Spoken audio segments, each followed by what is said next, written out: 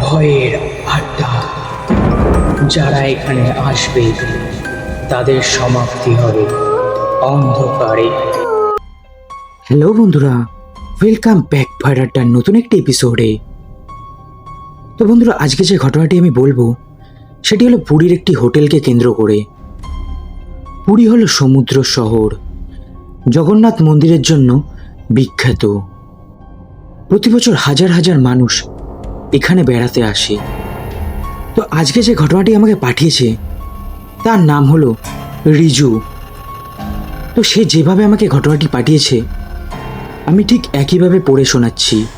তো বন্ধুরা, আজকে যে ঘটনাটি বলবো সেই ঘটনাটি বেশি বড় নয়। সে যেভাবে আমাকে যেটুকু আমাকে বলেছে আমি ঠিক একইভাবেই বলছি, একটুও বাড়তি বলছি না। তো চলো আজকের ঘটনায় যাওয়া যাক। আমি বন্ধুদের সাথে পুরীতে বেড়াতে গিয়েছিলাম। তারা সমুদ্রের কাছে একটা মাঝারি মানের ওই বাজেট ফ্রেন্ডলি হোটেলে উঠেছিলাম। প্রথম দিন সব ঠিকঠাকই ছিল, কিন্তু সমস্যাটা শুরু হয় দ্বিতীয় রাত থেকে। রাত প্রায় 2টো। হঠাৎই আমার ঘুম ভেঙে যায়। আমি শুনতে পাই কারো পায়ের শব্দ, যেন কেউ ঘরের ভেতর দিয়ে হেঁটে বেড়াচ্ছে। প্রথমে ভাবি হয়তো আমার বন্ধু বাথরুমে গেছে, কিন্তু চোখ খুলে দেখি বন্ধু আমার পাশে গভীর ঘুমে। তখনই হালকা ঠান্ডা একটা বাতাস বয়ে যায় ঘরের মধ্যে, অথচ জানলা সব বন্ধ। তারপরে ধীরে ধীরে উঠে বসি, আর তখনই দেখতে পাই দরজার সামনে একটা কালো ছায়া দাঁড়িয়ে আছে। ছায়াটা একদম স্থির, কিন্তু কয়েক সেকেন্ড পর ধীরে ধীরে দরজার ভেতর দিয়ে যেন মিলিয়ে যায়। আমি এতটাই ভয় পেয়ে গেছি যে বন্ধুকে জাগাতে গিয়েও দেখি বন্ধুর কিছু হচ্ছিল না। ও কোনো রকমই ঘুম থেকে উঠছিল না, যেন গভীর ঘুমে অচেতন। তারপর আরও অনেক কিছু ঘটে, যেমন কেউ মনে হয় বাথরুমের কল খুলে রেখেছিল। তারপরে বাইরে করিডোর দিয়ে কারো হাঁটার শব্দও শুনতে পাই, কিন্তু যখন গেট খুলি তখন বাইরে কেউ ছিল না।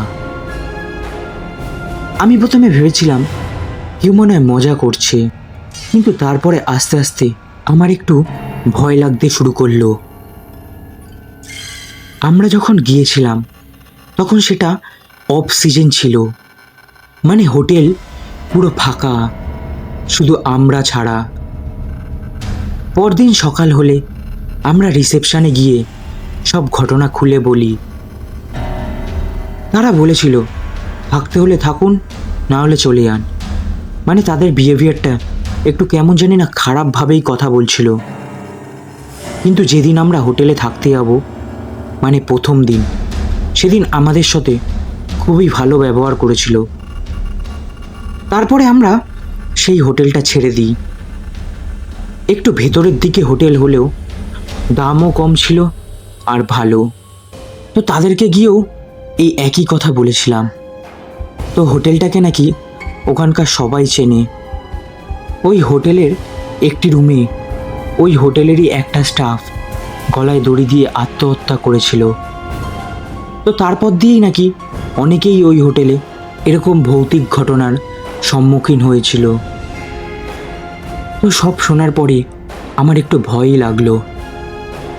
তো ওখানকার লোকাল লোকেরা হোটেলটাকে সবাই চেনে। তো বন্ধুরা, এই ছিল আজকের ঘটনাটি কেমন লাগলো তোমরা প্লিজ কমেন্ট করে জানিও। আর যদি ঘটনাটি ভালো লেগে থাকে তো লাইক, কমেন্ট, সাবস্ক্রাইব করতে ভুলো না। তো চলো আবার দেখা হবে নতুন একটি এপিসোডে। ততক্ষণের জন্য সুস্থ থেকো, ভালো থেকো।